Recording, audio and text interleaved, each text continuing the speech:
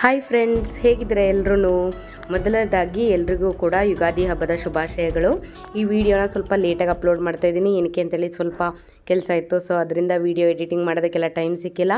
So ಈ ವಿಡಿಯೋದಲ್ಲಿ ಏನಿರುತ್ತೆ ಅಂದರೆ ನಮ್ಮನೇಲಿ ಹಬ್ಬಕ್ಕೆ ಏನೇನೆಲ್ಲ ಅಡುಗೆ ಮಾಡಿದ್ದೀವಿ ಅಂಥೇಳಿ, ಅಂದರೆ ಯುಗಾದಿ ಹಬ್ಬದ ಸ್ಪೆಷಲ್ ಒಬ್ಬಟ್ಟಿಂದ ಹಿಡಿದು ಹೊಸದಡ್ಕು ನಾನ್ ವೆಜ್ವರೆಗೂ ಕೂಡ ಎಲ್ಲ ಒಂದೇ ವಿಡಿಯೋದಲ್ಲಿ ಅಪ್ಲೋಡ್ ಮಾಡೋಣ. ಬರೀ ಅಡುಗೆ ವಿಡಿಯೋ ಮಾತ್ರ ಒಂದೇ ವಿಡಿಯೋ ಮಾಡೋಣ ಅಂಥೇಳಿ ಈ ಒಂದು ವ್ಲಾಗಲ್ಲಿ ಬರೀ ಅಡುಗೆ ವಿಡಿಯೋನೇ ತೋರಿಸ್ತಾ ಇದ್ದೀನಿ.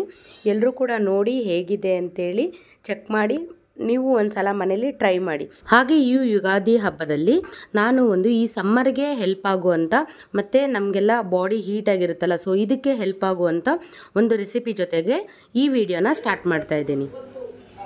ಇದೇನು ಗೊತ್ತಾ, ಇದರ ಹೆಸರು ಬಾದಾಮ್ ಗುಂದ್ ಅಂತೇಳಿ ಕರೀತಾರೆ. ಇದು ತುಂಬ ಒಳ್ಳೆಯದು ಆರೋಗ್ಯಕ್ಕೆ. ಅದರಲ್ಲೂ ಈ ಸಮ್ಮರ್ ಟೈಮಲ್ಲಿ ಇದನ್ನೇನಾದರೂ ನೀವು ತಗೊಳ್ಳೋದ್ರಿಂದ ಬಾಡಿ ಹೀಟು ಎಷ್ಟು ಬೇಗ ಕಂಟ್ರೋಲಿಗೆ ಸಿಗುತ್ತೆ ಗೊತ್ತಾ. ಇದನ್ನು ಯೂಸ್ ಮಾಡೋದು ಹೇಗೆ ಗೊತ್ತಾ ನೋಡಿ. ನಾನಿಲ್ಲಿ 6 ಬಾದಾಮ್ ಗುಂದನ್ನ ತೊಗೊಂಡು ಈ ಥರ ಗಾಜಿನ ಬೌಲ್ಗೆ ಹಾಕ್ಕೊಂಡಿದ್ದೀನಿ. ಇದಕ್ಕೆ ಸ್ವಲ್ಪ ನೀರು ಹಾಕ್ಕೊಳ್ಬೇಕು. ನೀರು ಹಾಕ್ಕೊಂಡು ಓವರ್ ನೈಟ್ ನೆನೆಸಿಡಬೇಕು. ಅಟ್ಲೀಸ್ಟ್ ಮಿನಿಮಮ್ ಅಂದ್ರೂ 8 ಅವರ್ಸ್ ಅಂತೂ ನೆನಲೇಬೇಕಿದು. ಸೊ 8 ಅವರ್ಸ್ ನೆಂದ ಮೇಲೆ ನೋಡಿ ಈ ಥರ ಜಲ್ಲಿ ಆಗುತ್ತೆ.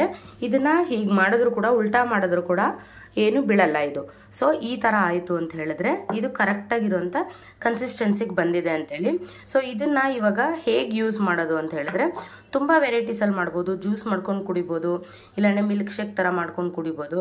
ನಾನಿಲ್ಲಿ ಸಿಂಪಲಾಗಿ ಏನು ಮಾಡ್ತಾ ಇದ್ದೀನಿ ಅಂದರೆ, ಫಸ್ಟು ನಾನು ಇದನ್ನು 1-2 ಸ್ಪೂನು ಒಂದು ಬೌಲ್ಗೆ ಹಾಕ್ಕೊತೀನಿ.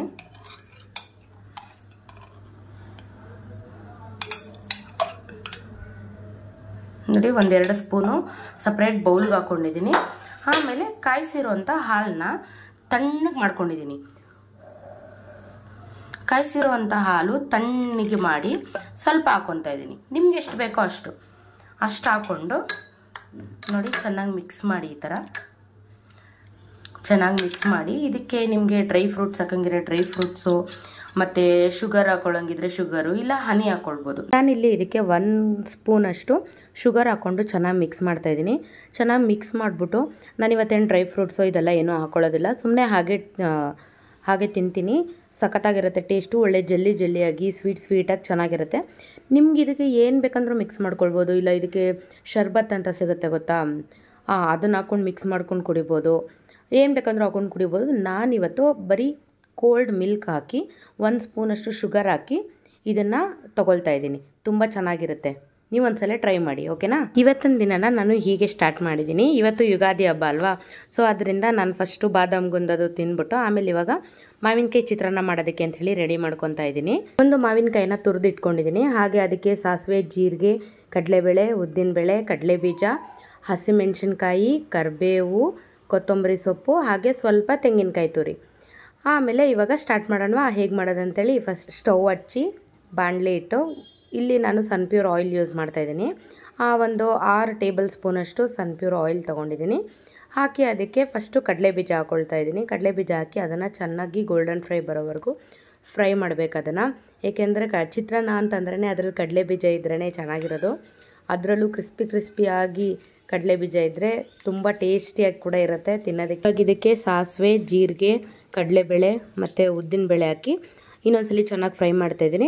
ಇದು ಕಡಲೆಬೇಳೆ, ಉದ್ದಿನಬೇಳೆ, ಕಡಲೆಬೀಜ ಎಲ್ಲ ಸ್ವಲ್ಪ ಫ್ರೈ ಆದಮೇಲೆ ಫಸ್ಟು ಇದಕ್ಕೆ ನಾನು ಹಸಿಮೆಣಸಿನ್ಕಾಯಿ ಮತ್ತು ಕರಿಬೇವು ಹಾಕ್ತಾಯಿದ್ದೀನಿ. ಇದನ್ನು ಚೆನ್ನಾಗಿ ಫ್ರೈ ಮಾಡಿದ್ಮೇಲೆ ಹಸಿ ತೆಂಗಿನಕಾಯಿ ತುರಿ ಇದೆಯಲ್ಲ ಅದನ್ನು ಹಾಕ್ಬಿಟ್ಟು ಸ್ವಲ್ಪ ಫ್ರೈ ಮಾಡಿ, ಆಮೇಲೆ ಅದಕ್ಕೆ 1 ಸ್ಪೂನಷ್ಟು ಅರಿಶಿನ ಪುಡಿ ಹಾಕ್ಬಿಟ್ಟು ನೀಟಾಗೆಲ್ಲ ಹುರ್ಕೊಳ್ತಾ ಇದ್ದೀನಿ. ಆಮೇಲೆ ಎಲ್ಲ ಹಸಿಮೆಣಸಿನ್ಕಾಯಿ ಮತ್ತು ಇದೆಲ್ಲನೂ ಬೆಂದಿದೆ ಅಂತ ಅಂದಮೇಲೆ ಇದಕ್ಕೆ ತುರಿದಿರೋಂಥ ಮಾವಿನಕಾಯಿನ ಹಾಕಿ ಸಲ ನೀಟಾಗಿ ಅದನ್ನೆಲ್ಲ ಫ್ರೈ ಮಾಡ್ತೀನಿ. ಏನಕ್ಕೆ ಅಂಥೇಳಿ ಮಾವಿನಕಾಯಿ ಎಲ್ಲ ಎಣ್ಣೆ ಮತ್ತು ಖಾರ, ಉಪ್ಪು ಎಲ್ಲ ಇಟ್ಕೊಳ್ಬೇಕಲ್ಲ, ಸೊ ಅದರಿಂದ ಇವಾಗಲೇ ಉಪ್ಪು ಹಾಕ್ತಾಯಿದ್ದೀನಿ ನಾನು.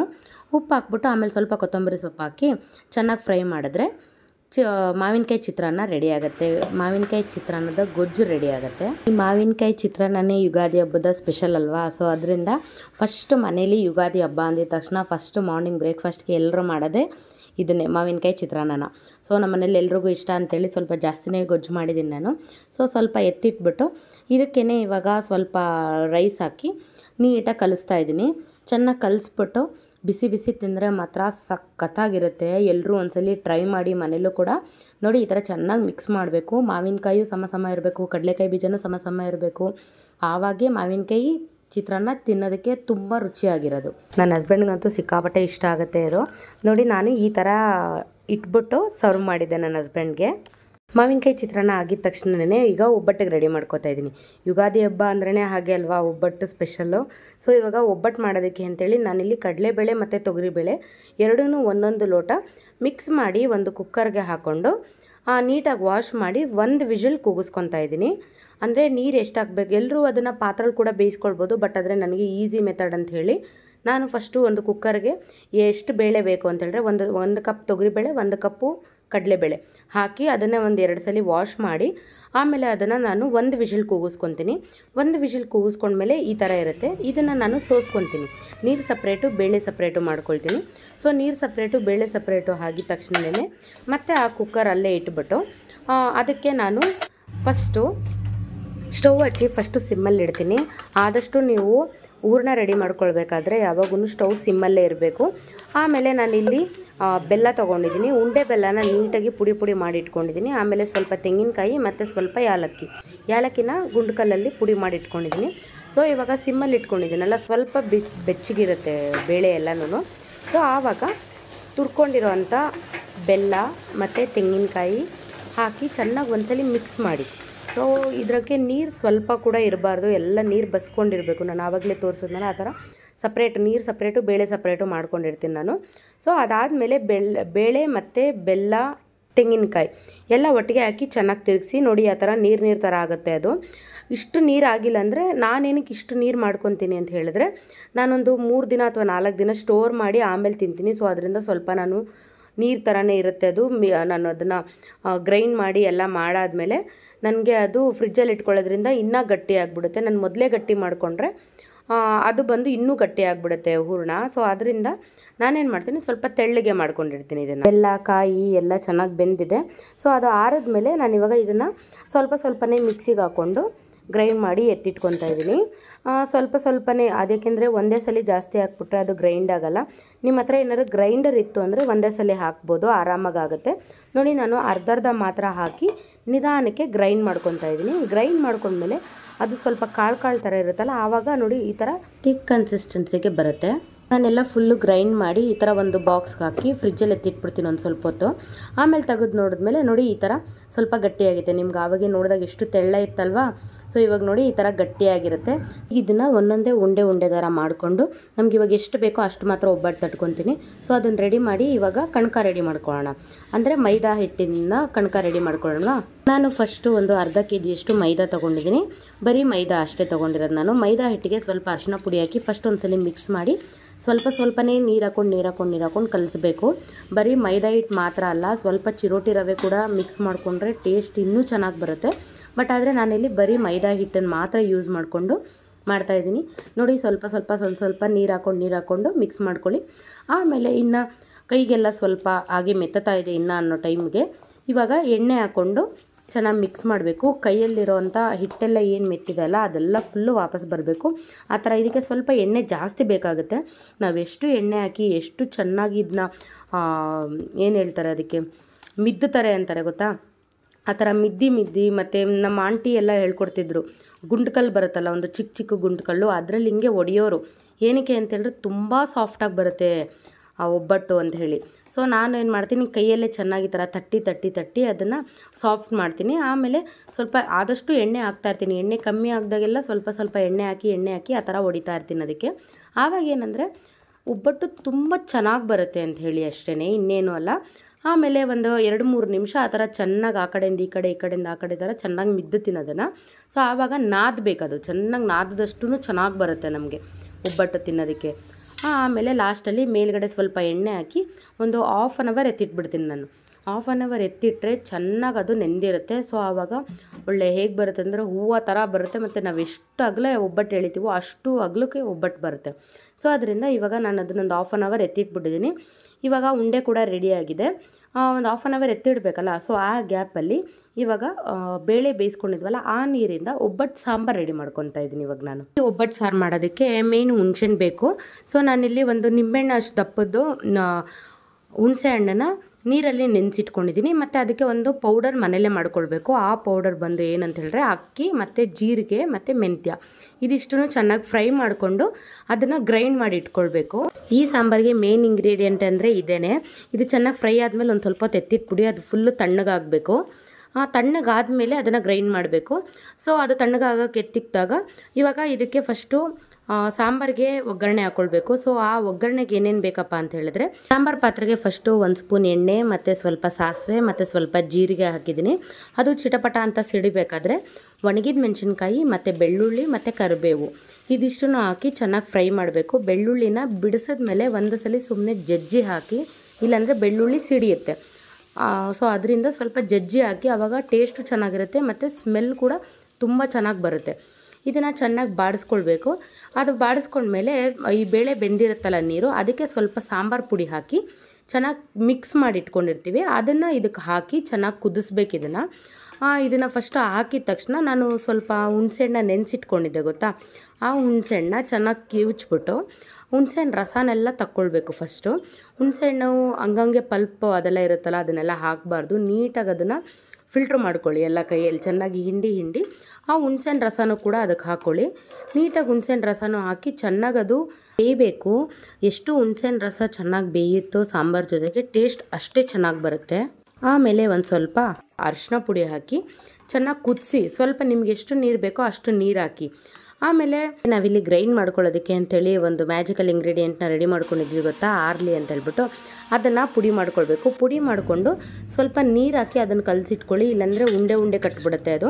ಸೊ ಅದು ಚೆನ್ನಾಗಿ ನೀರು ಹಾಕಿ ಕಲಸಿದ್ಮೇಲೆ ಇಲ್ಲಿ ಸಾಂಬಾರು ಕುದೀತಾ ಇರುತ್ತೆ. ಸೊ ಆ ಟೈಮಲ್ಲಿ ಫಸ್ಟ್ ನಾವು ಮಿಕ್ಸಿ ಮಾಡ್ಕೊಂಡಿರ್ತೀವಲ್ಲ ಹೂರಣ, ಅದರದ್ದು ಜಾರ್ ತೊಳೆದಿರೋಂಥ ನೀರನ್ನ ಫಸ್ಟ್ ಹಾಕಬೇಕು. ಅಂದರೆ ಅದರಲ್ಲಿ ಸ್ವಲ್ಪ ಸ್ವೀಟ್ ಅಂಶ ಇರುತ್ತಲ್ಲ, ಸೊ ಅದರಿಂದ ಫಸ್ಟು ಅದನ್ನು ಹಾಕಿ ಅದ್ರ ಜಾರಿಗೆ ನೀರು ಹಾಕ್ಬಿಟ್ಟು ಸ್ವಲ್ಪ ಅದನ್ನು ಹಾಕಬೇಕು. ಆಮೇಲೆ ಸ್ವಲ್ಪ ಸಾಲ್ಟ್ ಹಾಕಿ ಚೆನ್ನಾಗಿ ಅದನ್ನು ಸ್ವಲ್ಪ ಕುದೀಲಿ.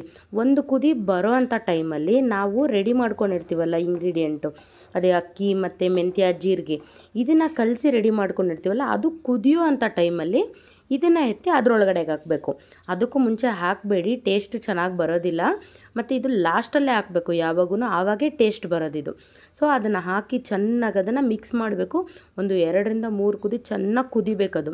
ಸೊ ಚೆನ್ನಾಗಿ ಕುದಿಬೇಕು. ದೊಡ್ಡ ಉರಿ ಮಾಡಿ ಚೆನ್ನಾಗಿ ಕುದಿಸಿ, ನಾವಿದನ್ನು ದೊಡ್ಡ ಪಾತ್ರೆಯಲ್ಲೇ ಮಾಡ್ಕೊಳ್ತೀವಿ ಸಾಂಬಾರು. 3 ದಿನ 4 ದಿನ ಆದರೂ ಅದು ದಿನ ಕುದಿಸ್ತಾನೆ ಟೇಸ್ಟು ತುಂಬ ಚೆನ್ನಾಗಿರುತ್ತೆ. ನಿಮ್ಗದು ಉಪ್ಪು ಹುಳಿ ಖಾರ ಎಲ್ಲ ಇರುತ್ತೆ, ಸಿಹಿ ಕೂಡ ಇರುತ್ತೆ. ಸೊ ಅದರಿಂದ ಆಮೇಲೆ ನೋಡಿ ಟೇಸ್ಟ್ ನೋಡಿ, ನಿಮಗೆ ಉಪ್ಪು ಹುಳಿ ಖಾರ ಎಲ್ಲ ಕರೆಕ್ಟಾಗಿದೆ ಅಂತ ಏನಾದರೂ ಅನ್ನಿಸ್ತು ಅಂತ ಹೇಳಿದ್ರೆ ಸ್ಟವ್ ಆಫ್ ಮಾಡಿ ಸ್ವಲ್ಪ ಕೊತ್ತಂಬರಿ ಸೊಪ್ಪು ಹಾಕ್ಬಿಟ್ಟು ಮೇಲೆ ಪ್ಲೇಟ್ ಮುಚ್ಚಿ ಎತ್ತಿಟ್ಬಿಡಿ ಅಷ್ಟೇ. ಇವಾಗ ಒಬ್ಬಟ್ಟು ಸಾಂಬಾರು ರೆಡಿಯಾಗಿದೆ. ಸಾಂಬಾರು ಆಯಿತು, ಅನ್ನ ಆಯಿತು, ಆಮೇಲೆ ಇನ್ನೇನಾಯಿತು, ಚಿತ್ರಾನ್ನ ಆಯಿತು. ಸೊ ಇವಾಗ ಇರೋದು ಬಾಕಿ ಅಂದರೆ ಒಬ್ಬಟ್ಟು ಮತ್ತು ಕೋಸಂಬರಿ ಎರಡೇ. ಸೊ ಇವಾಗ ಒಬ್ಬಟ್ಟು ಮಾಡೋದಕ್ಕೆ ನೆನೆಸಿಟ್ಟಿದ್ವಲ್ಲ ನೋಡಿ, ಒಂದು ಹಾಫ್ ಆನ್ ಅವರ್ ಆಗಿದೆ ಸಾಂಬಾರು ಮುಗಿಯೋಷ್ಟರೊಳಗಡೆ. ಸೊ ಚೆನ್ನಾಗಿ ನೆಂದಿದೆ. ಎಷ್ಟು ಚೆನ್ನಾಗಿ ಎಳೆದ್ರೆ ಎಷ್ಟು ಚೆನ್ನಾಗಿ ಬರ್ತಾಯಿದೆ ನೋಡಿ, ಅದಕ್ಕೆ ಚೆನ್ನಾಗಿ ನಾದಬೇಕು ಅಂತ ಹೇಳೋದು ಇದನ್ನು. ಹಾಗಾದರೆ ಇವಾಗ ಒಬ್ಬಟ್ಟು ಸ್ಟಾರ್ಟ್ ಮಾಡ್ಕೊಂಬಿಡೋಣವಾ. ಫಸ್ಟು ನಾನಿಲ್ಲಿ ಒಂದು ಒಬ್ಬಟ್ಟು ಸುಡೋ ಅಂತ ಕವರ್ ತೊಗೊಂಡಿದ್ದೀನಿ. ಈ ಪೇಪರ್ ಬಂದು ನಿಮಗೆ ಅಮೆಝಾನಲ್ಲೆಲ್ಲ ಸಿಗುತ್ತೆ. ಬೇಕು ಅಂದರೆ ನೀವು ಕಮೆಂಟ್ ಮಾಡಿದ್ರೆ ನಾನು ಅದರ ಲಿಂಕ್ನ ಶೇರ್ ಮಾಡ್ತೀನಿ.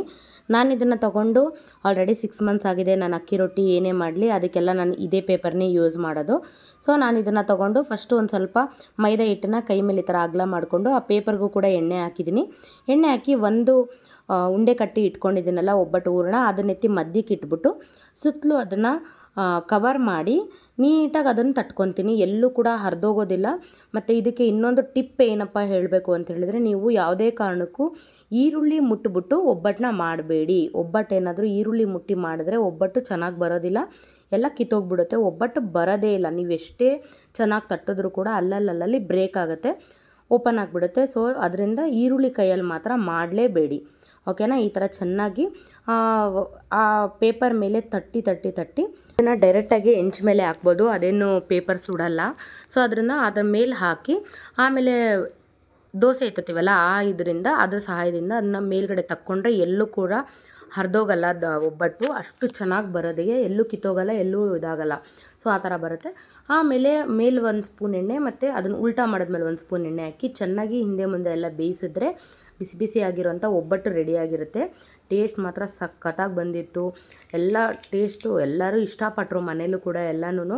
ನಾನಿದು ಬರೀ ಹಬ್ಬದ ಅಡುಗೆ ವೀಡಿಯೋ ಆಗಿರೋದ್ರಿಂದ ನಾನು ಪೂಜೆದು ಇದ್ರದ್ದು ಎಲ್ಲ ಏನು ವೀಡಿಯೋ ಮಾಡ್ತಾಯಿಲ್ಲ, ಜಸ್ಟ್ ಬರೀ ಅಡುಗೆದು ಮಾತ್ರ ಇದರಲ್ಲಿರುತ್ತೆ. ಹಾಗೆ ನಾನಿಲ್ಲಿ ಇವತ್ತು ಒಂದು 10 ಒಬ್ಬಟ್ಟಷ್ಟು ಮಾತ್ರ ಮಾಡಿದ್ದೀನಿ.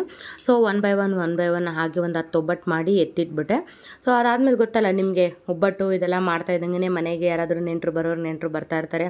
ಸೊ ಅದರಿಂದ ಒಂದು 10 ಮಾತ್ರ ಮಾಡಿಕೊಂಡೆ. ನಾವೇನು ಜಾಸ್ತಿ ಜನ ಯಾರನ್ನೂ ಕರೆದಿರಲಿಲ್ಲ, ಬರೀ ಒಂದಿಬ್ಬರು ಫ್ರೆಂಡ್ಸ್ ಮಾತ್ರ ಬರ್ತಿದ್ರು ಅಷ್ಟೇ.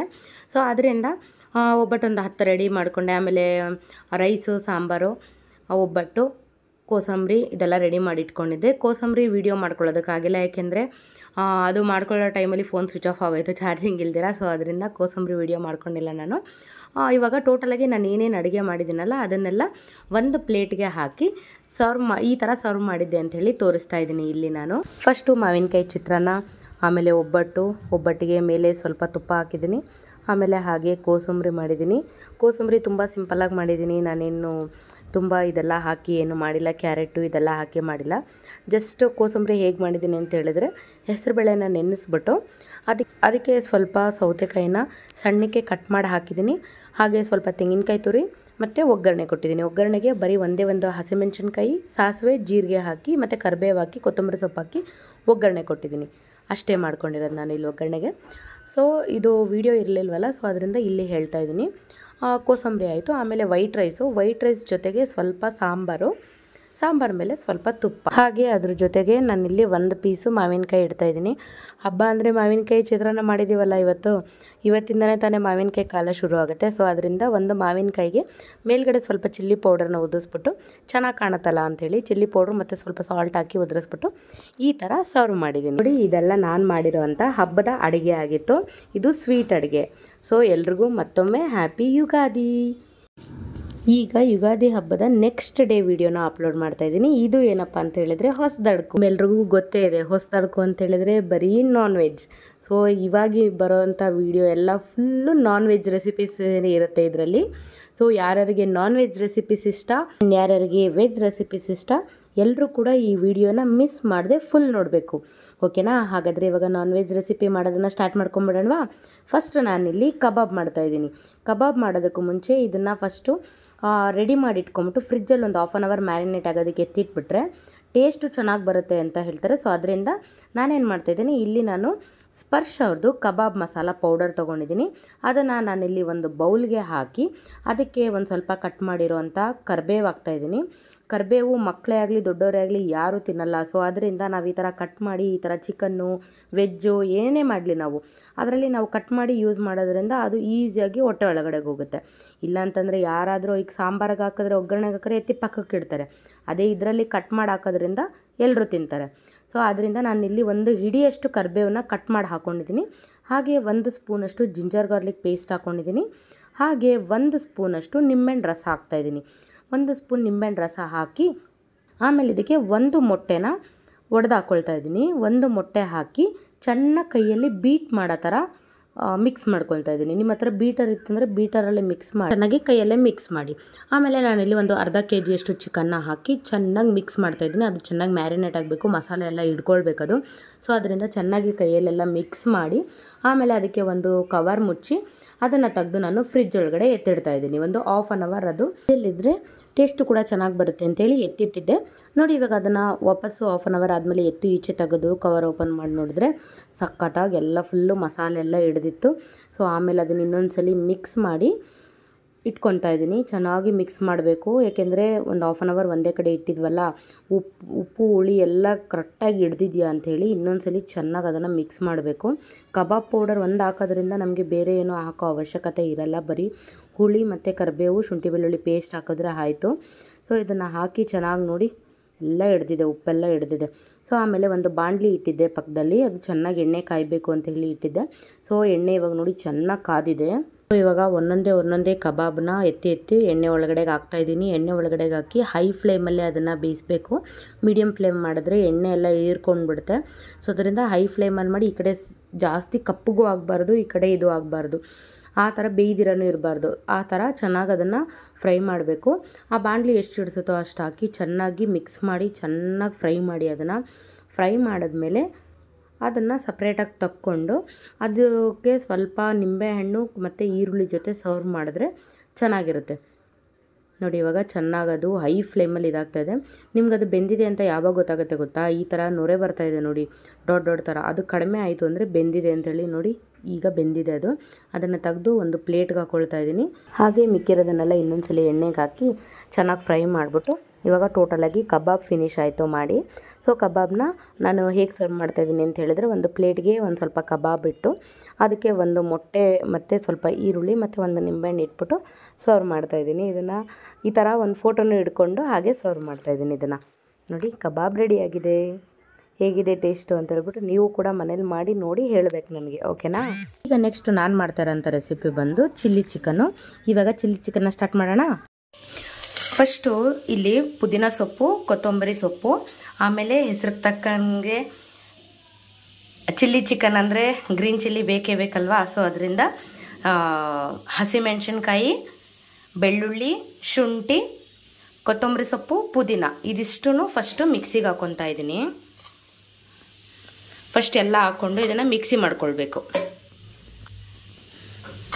ಕೊತ್ತಂಬರಿ ಸೊಪ್ಪು, ಪುದೀನ,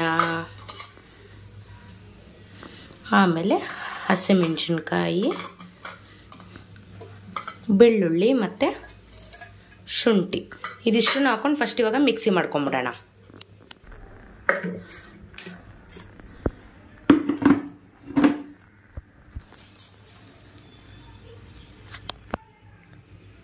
ಸ್ವಲ್ಪ ನೀರು ಹಾಕ್ಕೊಳ್ಳಿ ಇದಕ್ಕೆ. ನೋಡಿ ಸ್ವಲ್ಪ ನೀರು ಹಾಕ್ಕೊಳ್ಬೇಕು. ಆಮೇಲೆ ಇದಕ್ಕೆ ಒಂದು ಸ್ವಲ್ಪ ಕಲ್ಲುಪ್ಪು ಹಾಕ್ಕೊಳ್ಳಿ, ಆವಾಗ ಹಸಿರು ಕಲರ್ ಹಂಗೆ ಇರುತ್ತೆ.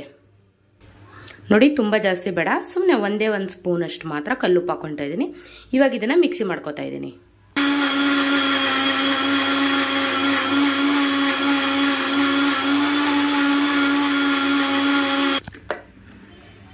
ನೋಡಿ ಈ ಥರ ರೆಡಿ ಆಗುತ್ತೆ. ಮಸಾಲೆ ರುಬ್ಕೊಂಡ್ಮೇಲೆ ಇವಾಗ ಗ್ಯಾಸ್ ಸ್ಟವ್ ಅಂಟಿಸ್ಕೊಂಡು ಕುಕ್ಕರ್ ಇಟ್ಟಿದ್ದೀನಿ. ನಾನು ಚಿಕ್ಕ ಕುಕ್ಕರ್ ಇಟ್ಕೊತಾ ಇದ್ದೀನಿ. ನಾನೇನು ತುಂಬ ಜಾಸ್ತಿ ಮಾಡ್ತಾ ಇಲ್ಲ, ಸ್ವಲ್ಪ ಮಾತ್ರ, ಒಂದು 1/4 kg ಅಷ್ಟು ಮಾಡ್ತಾ ಇದ್ದೀನಿ. ಸೊ ಇವಾಗ ಗ್ಯಾಸ್ ಸ್ಟವ್ ಇಟ್ಕೊಂಡು ಕುಕ್ಕರ್ ಸ್ವಲ್ಪ ಕಾದ್ಮೇಲೆ ಸ್ವಲ್ಪ ಇದಕ್ಕೆ ಎಣ್ಣೆ ಹಾಕಬೇಕು. ನೋಡಿ ಒಂದು 2 ಸ್ಪೂನಷ್ಟು ಎಣ್ಣೆ ಹಾಕ್ಕೊಂಡಿದ್ದೀನಿ ನಾನಿಲ್ಲಿ. ನೋಡಿ ಸ್ವಲ್ಪ ಎಣ್ಣೆ ಹಾಕ್ಕೊಂಡಿದ್ದೀನಿ. ಇವಾಗ ಇದಕ್ಕೆ ಒಂದು ಚಕ್ಕೆ, ಹಾಗೆ ಒಂದು 3 ಲವಂಗ ಹಾಕೋತಾ ಇದ್ದೀನಿ. ಆಮೇಲೆ ಉದ್ದುದ್ದಕ್ಕೆ ಕಟ್ ಮಾಡಿರೋಂಥ ಈರುಳ್ಳಿ, ಉದ್ದುದ್ದಕ್ಕಿರ್ಬೇಕು ಈರುಳ್ಳಿ. ಇದಕ್ಕೆ ಈರುಳ್ಳಿ ಹಾಕಿ ಇದು ಸ್ವಲ್ಪ ಫ್ರೈ ಮಾಡಿ ನೀಟಾಗಿ.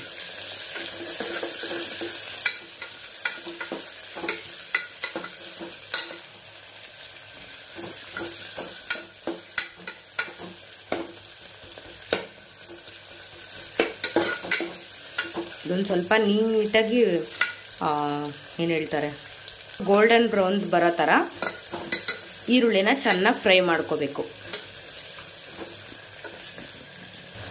ನೋಡಿ ಈ ಥರ ನೀಟಾಗಿ ಫ್ರೈ ಆದಮೇಲೆ ಇವಾಗ ಮಸಾಲೆ ಮಾಡ್ಕೊಂಡಿರ್ತೀವಲ್ಲ ಇದನ್ನು ಹಾಕಬೇಕು. ಹಾಕಿ ಚೆನ್ನಾಗಿದು ಹಸಿ ವಾಸನೆ ಎಲ್ಲ ಹೋಗಬೇಕು. ಇದನ್ನು ಹಾಕಿ ಚೆನ್ನಾಗಿ ಹಸಿ ವಾಸನೆ ಹೋಗೋವರೆಗೂ ಇದನ್ನು ಚೆನ್ನಾಗಿ ಫ್ರೈ ಮಾಡ್ಕೊಳ್ಬೇಕು.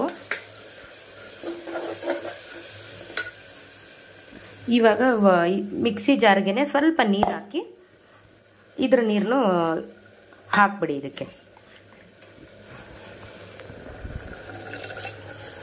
ಇವಾಗ ಚೆನ್ನಾಗಿದು ಹಸಿ ವಾಸನೆ ಹೋಗೋವರೆಗೂ ಚೆನ್ನಾಗಿ ಫ್ರೈ ಆಗಲಿ ಇದು. ನೋಡಿ ಇವಾಗ ಹಸಿ ವಾಸನೆ ಎಲ್ಲ ಹೋಗಿದೆ. ಇವಾಗ ನೋಡಿ ಎಣ್ಣೆ ಸಪ್ರೇಟು, ಮಸಾಲೆ ಸಪ್ರೇಟು, ನೀರು ಸಪ್ರೇಟು ಈ ಥರ ಆಗ್ತಾ ಇದೆಯಲ್ಲ. ಇವಾಗ ನಾನು ಅರಿಶಿನ ಪುಡಿ ಹಾಕಿ ತೊಳೆದಿಟ್ಕೊಂಡಿರೋಂಥ ಚಿಕನ್ನ ಹಾಕ್ತಾಯಿದ್ದೀನಿ. ಹಾಕಿ ಒಂದ್ಸಲ ಚೆನ್ನಾಗಿ ಮಿಕ್ಸ್ ಮಾಡಿ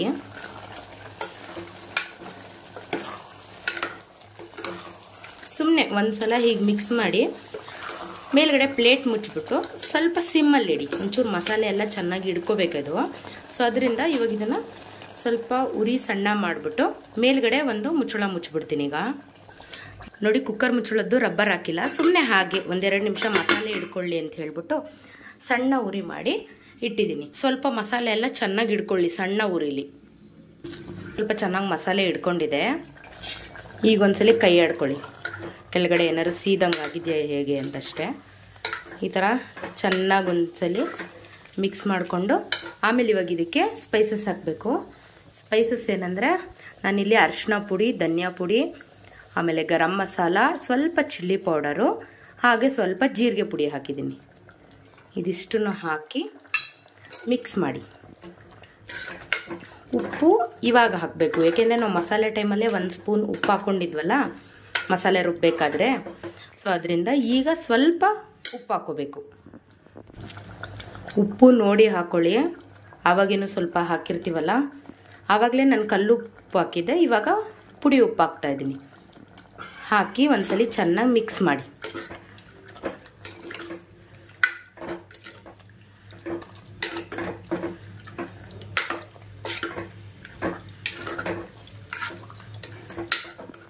ಲಾಸ್ಟಲ್ಲಿ ಚಿಕನ್ ಎಲ್ಲ ಬೆಂದಿದೆ ಅಂತ ಗೊತ್ತಾದ್ಮೇಲೆ ಲಾಸ್ಟಲ್ಲಿ ಇವಾಗ ಸ್ವಲ್ಪ ಪೆಪ್ಪರ್ ಪೌಡ್ರ್ ಹಾಕಿ ಸ್ಟವ್ ಆಫ್ ಮಾಡಿಬಿಡೋದು.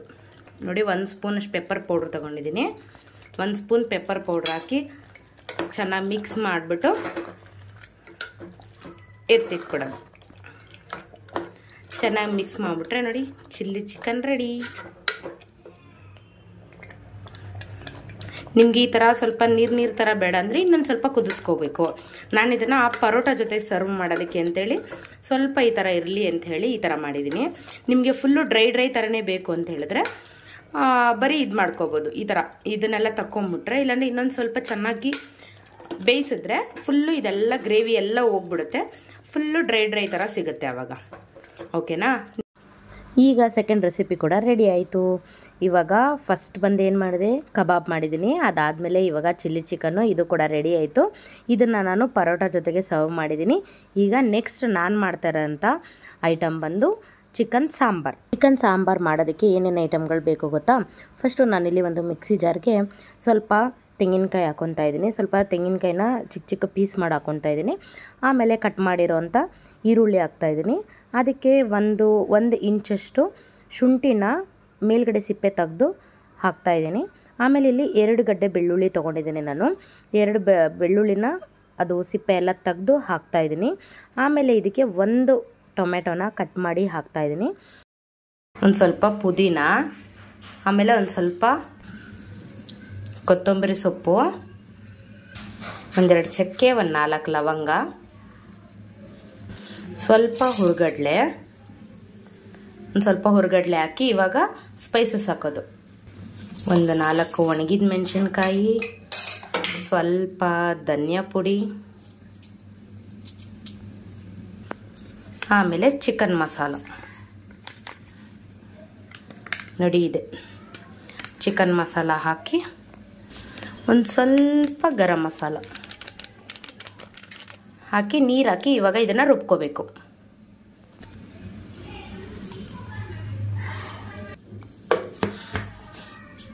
ಇದನ್ನು ಮಿಕ್ಸಿ ಮಾಡ್ಕೋಬೇಕು.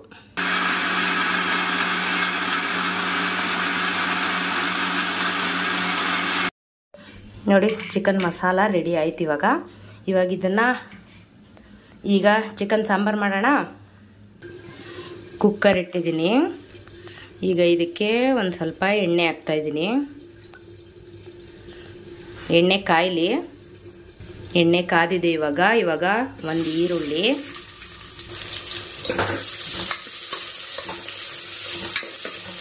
ನೋಡಿ, ಒಂದು ಈರುಳ್ಳಿ ಹಾಕಿ ಚೆನ್ನಾಗಿ ಇದನ್ನು ಫ್ರೈ ಮಾಡಬೇಕು. ಈರುಳ್ಳಿ ನೀಟಾಗಿ ಗೋಲ್ಡನ್ ಫ್ರೈ ಬರಬೇಕು, ಆ ಥರ ಚೆನ್ನಾಗಿ ಫ್ರೈ ಮಾಡಬೇಕು.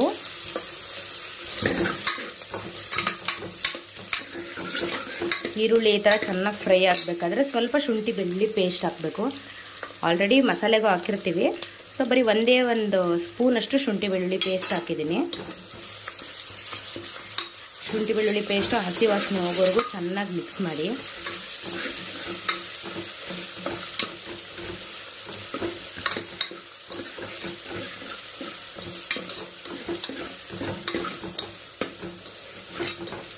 ಆಮೇಲೆ ಇವಾಗ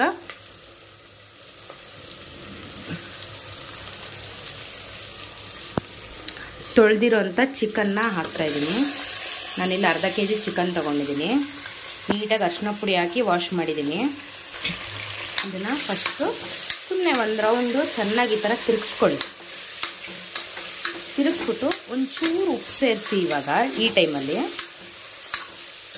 ನೋಡಿ, ಈ ಥರ ಒಂದ್ಸಲಿ ತಿರುಗಿಸ್ಬಿಟ್ಟು ಸ್ವಲ್ಪ ಪುಡಿ ಉಪ್ಪು ಹಾಕ್ತಾಯಿದ್ದೀನಿ. ಏನಕ್ಕೆ ಅಂದರೆ ಇವಾಗ ಇದನ್ನು ಸ್ವಲ್ಪ ಬೇಯಕ್ಕೆ ಬಿಡ್ತೀನಲ್ಲ, ಅದರಿಂದ ಚೂರು ಉಪ್ಪು ಹಾಕ್ತಾಯಿದ್ದೀನಿ. ತುಂಬ ಜಾಸ್ತಿ ಅಲ್ಲ, ಸ್ವಲ್ಪ ಉಪ್ಪು ಹಾಕಿ ಇನ್ನೊಂದ್ಸಲಿ ಮಿಕ್ಸ್ ಮಾಡಿ ಕುಕ್ಕರ್ ಲಿಡ್ಡು ಫುಲ್ ಕ್ಲೋಸ್ ಮಾಡಲ್ಲ, ವಿತೌಟ್ ಗ್ಯಾಸ್ಗೆ ಇಟ್ಟು ಸುಮ್ಮನೆ ಒಂದು 2 ನಿಮಿಷ ಕುಕ್ ಮಾಡ್ತೀನಿ. ಹೀಗೇ ನೋಡಿ, ಒಂದು 2 ನಿಮಿಷ ಕುಕ್ ಆಯ್ತಲ್ಲ. ಈಗ ಇದಕ್ಕೆ ರುಬ್ಬಿರೋಂಥ ಮಸಾಲೆ ಹಾಕಬೇಕು.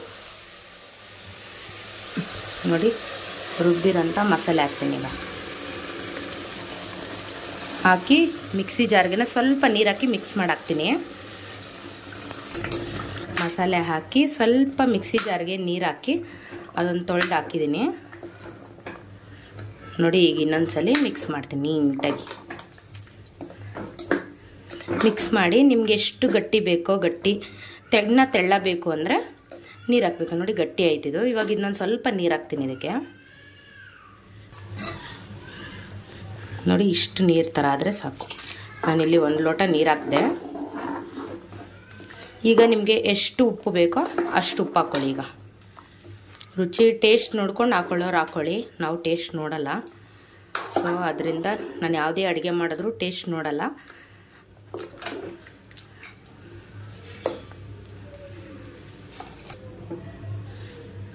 ನೋಡಿ, ಸಾಲ್ಟ್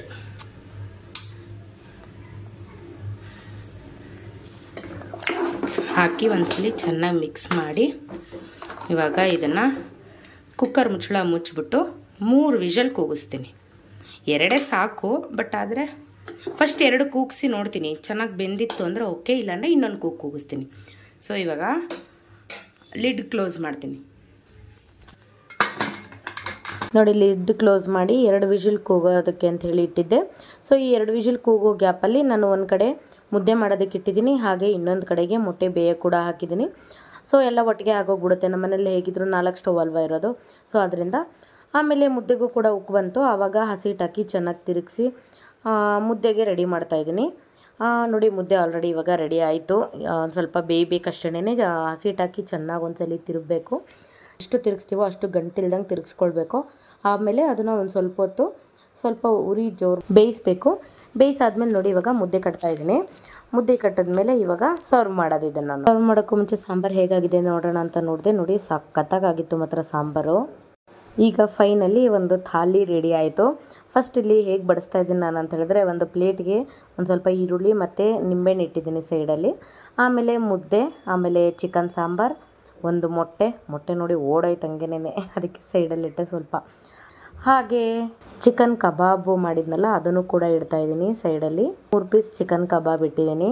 ನೆಕ್ಸ್ಟ್ ಬಂದು ವೈಟ್ ರೈಸ್ ಜೊತೆಗೆ ಚಿಲ್ಲಿ ಚಿಕನ್ನು ಕಾಂಬಿನೇಷನ್ ಅಂತೇಳಿ ಅದನ್ನು ಸೆಂಟರಲ್ಲಿ ಚಿಲ್ಲಿ ಚಿಕನ್ ಇಡ್ತಾಯಿದ್ದೀನಿ.